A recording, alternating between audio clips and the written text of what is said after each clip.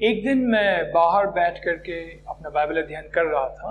उस समय हमारे एक परिवार के मित्र आते हैं और मुझसे पूछते हैं कि देखिए, आप उनकी उपासना करते हो जो अपने आप को भी पापियों के हाथ से नहीं बचा पाए, परंतु हमारे देवताओं को देखो, उन्होंने से कितने बड़े बड़े युद्ध को जीते हैं, कितने लोग को मार दिया, लंका को जला दिया आदि। मैंने इस बात पर सोचा और जो मैं समझा उसको मैं थोड़े समय में आपके सामने रखना चाहता हूं।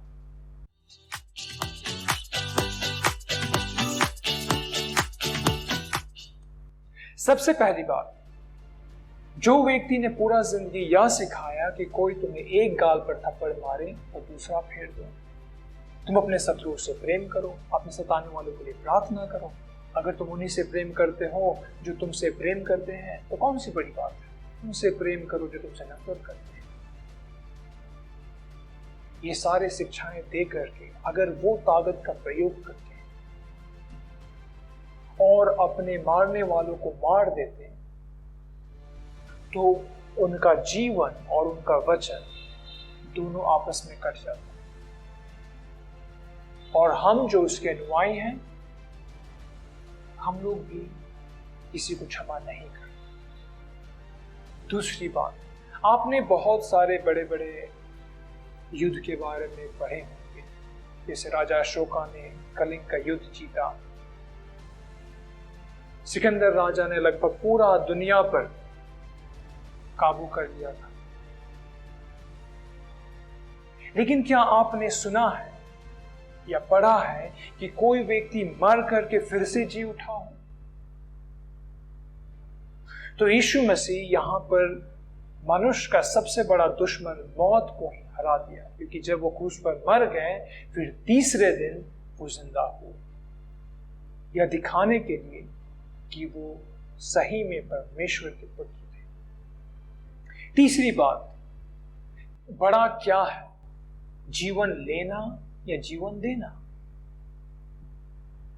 हम लोग एक पत्ता को तोड़ सकते हैं आसानी से, लेकिन अगर मैं आपको उसको वापस जोड़ने के लिए कहूं तो कितना कठिन है। यहां पर जब हम यीशु मसीह के जीवन को देखते हैं तो उन्होंने किसी का जीवन नहीं दिया, परंतु जीवन दिया। अंधों को आंख दिया, कोढ़ी को चंगा किया, लंगड़ा को पैर दिया, यहां तक कि 4 दिन से मरा हुआ लाजर को भी जिंदा किया। इतना ही नहीं, जब यीशु मसीह को पकड़ने के लिए सैनिक लोग आते हैं, इकट्ठा होते हैं, उसमें यीशु मसीह का एक चेला बहुत गुस्सा होता है, तलवार को निकाल करके चलाता है और उसमें से किसी एक का कान कट जाता है। उसी वक्त यीशु मसीह उसको कहते हैं, हे पतरस, अपने तलवार को वापस अपने म्यान में रख दो, कि जो व्यक्ति तलवार के बल पर जीते हैं वो तलवार के बल से ही मारे जाएंगे। और फिर यीशु मसीह उस कान को उठाते हैं, उसको छू कर उसके कान को ठीक कर देते हैं। वहां पर भी वो जीवन दिए। जब यीशु मसीह पकड़वाए जाने वाले थे, उससे थोड़ी देर पहले वो परमेश्वर पिता के सामने प्रार्थना कर रहे थे, हे पिता, अगर हो सके तो ये कटोरा टल जाए, फिर भी मेरी इच्छा नहीं परंतु तुम्हारी इच्छा पूरी।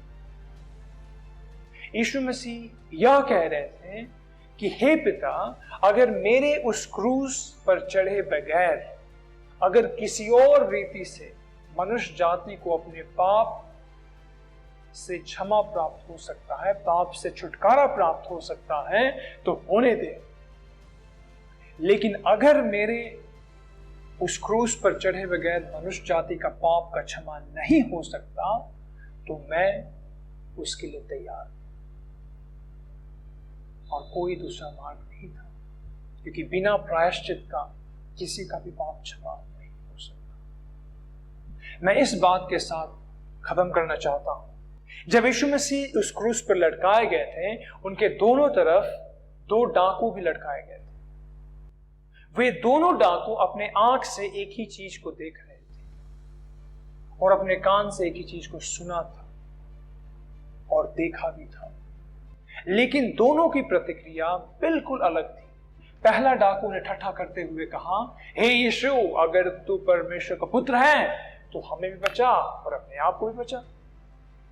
परंतु दूसरा डाकू ने पहला डाकू को डांटा और कहा, अरे चुप, हम अपने किए हुए पापों की सजा भुगत रहे हैं। इस व्यक्ति ने ऐसा कुछ नहीं किया जिससे कि इनको क्रूस की मृत्यु होनी चाहिए थी। और फिर वो यीशु मसीह की तरफ देख करके कहता है, हे प्रभु, जब तू अपने राज में आए तो मुझे याद करना। यीशु मसीह उस समय उसके तरफ देख करके कहते हैं, मैं तुमसे सच सच कहता हूं कि आज ही तुम मेरे साथ स्वर्ग लोक में होंगे। दोस्तों, हम लोग के पास भी उन दो डाकुओं के जैसे दो निर्णय हैं। या तो हम पहले डाकू के जैसे उनका ठट्ठा उड़ा सकते हैं, उनका मजाक उड़ा सकते हैं, या दूसरा डाकू के जैसे अपने पापों को मान करके क्षमा प्राप्त करके उस अनंत जीवन का वारिस हो सकते हैं। अगर आपके पास कोई भी सवाल है तो आप कमेंट में लिख सकते हैं या आप हमें एक ईमेल भेज सकते हैं। प्रभु आपको समझने में मदद करें। धन्यवाद।